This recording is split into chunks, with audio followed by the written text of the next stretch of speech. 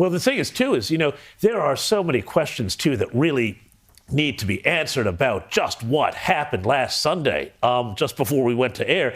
I mean, we are now hearing so much stuff about the Secret Service, what they did and didn't do on the day. And the Washington Post has just dropped this story that the Trump camp had been asking for more Secret Service protection for the former president, and that had been knocked back. So this comes into the context of all of this other stuff. Apparently, the shooter had secreted the weapon on the site beforehand. It was not picked up by a Secret Service sweep. He did a drone. He ran a drone over the site the day of the event, and the Secret Service didn't say, hey, what's the problem? The Secret Service let him in with a rangefinder. The Secret Service had seen him at 5:52 on the roof, apparently, and for 20 minutes, this was 10 minutes before Trump took the stage, they didn't say, let's not let the president out there, and let's let him keep speaking while they had a threat identified. It's far worse than that. He was spotted and identified over an hour before Trump took to the stage and before the shooting happened. And for them not to neutralise that risk, at the very least, tell the president, do not take to the stage until we find out what is happening with this man and we've actually located him and apprehended him. There's a man dead today. You've got a father who shielded his wife and his daughter who's dead because of this incompetence. I mean, gross incompetence is the best case scenario. Well, the reality is there's all sorts of conspiracy theories out there. Was there a second shooter? Was there this? Was there that? All of that. But listen to me, Rita. The point is the reality is crazier than any of the conspiracy theories. The reality that you could have, for an hour beforehand, the public pointing up, saying there's this guy on the roof with a gun, he's got a gun. You could have a policeman clambering up a ladder and having the gun pointed at him and scrambling away again. You could have that lunatic, head of the, who's the diversity and inclusion pick. Here we go, another one. Kim Cheetle, the head of the Secret Service, who says, oh, we wouldn't want someone up on the roof. Secret Service agents is a bit of a slope on the roof. They might slip over. I mean, how could you possibly do it? Day of the Jackal stuff, I mean, come on.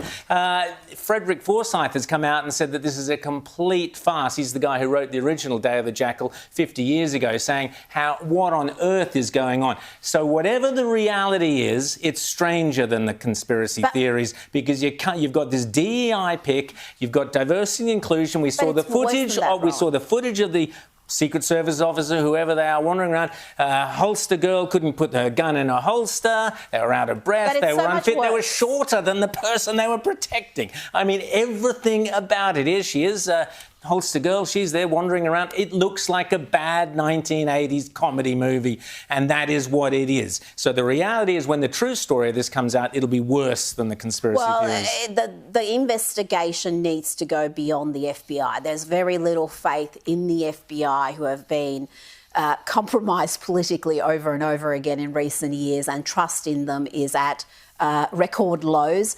There are so many questions we don't know. We don't know really much about the ideology of this shooter, though the FBI has now cracked into multiple devices. They know precisely what his ideology is. Why are they not sharing that? Why? Just simple questions like, which car did he take to the shooting? There's the reports of multiple cars. And I have to say, too, why did his father call police authorities before his son was even identified as the shooter?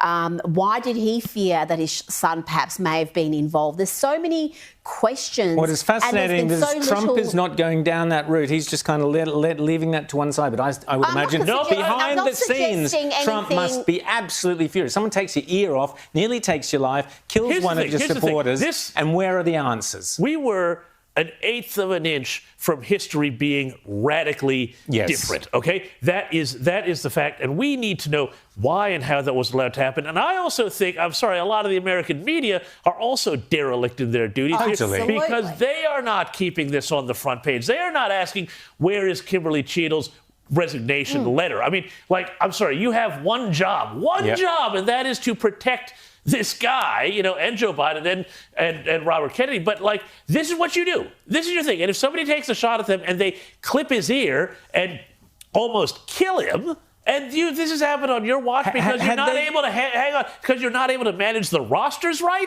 allegedly, for your Secret Service people. Come on, that's worse than a joke. And why aren't the press also at the doors of the parents? Why aren't we finding out much more about this kid? Who is he? What were his ties? I simply just find it very strange that this 20-year-old had no social media history, no nothing. The we don't know anything about in America. Just this cipher. Well, I'm sorry. There, as and then I suddenly said, one day decides he's going to take a shot at Donald Trump. Okay, but Trump, Rowan, to your point, the thing is about the conspiracy and the screw up. The screw up is almost more scary than the conspiracy. Point. It's crazy because this is where we realize nobody in charge of anything knows what the hell they're doing.